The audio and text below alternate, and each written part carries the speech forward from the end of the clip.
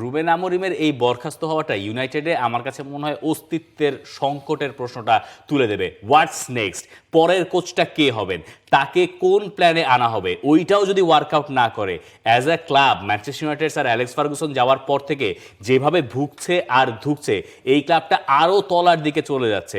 এইটার সিস্টেমটার কোনোটাই ঠিকঠাক মতো ফাংশন করছে বলে আমার মনে হয় না। জিম র্যাটক্লিফরা যখন এলেন, ইনিওস যখন এলো, তখন একটা নতুনের বার্তা আমরা পেলাম না, কিন্তু শুরুটা হলো কি দিয়ে, পার্কিং এর পয়সা কেটে দিল। তারপরে ক্লাবে যারা ম্যানেজমেন্টে কাজ করে তাদের দুপুরের লাঞ্চ শর্ট করে নিয়ে আসা হলো, যে পাউরুটি খাইয়ে তোমাদেরকে চলতে হবে, সালাদ খাবা, এর বেশি কিছু তুমি খাইতে পারবা না। তখন বলা হলো, হ্যাঁ স্বাস্থ্য সচেতন একটা ব্যাপার আছে, তখন বলা হলো যে না আমরা এখন নতুন প্রজেক্টের দিকে যাব। এরিক টেন হ্যাগকে প্রথমে বলা হলো যে তুমি ভাই চলে যাও এফএ কাপ জেতার পরে, তারপরে তাকে আবার টেনে রাখা হলো। 2 মাস 3 মাস যাওয়ার পরে তার থেকে ধৈর্য হারালো।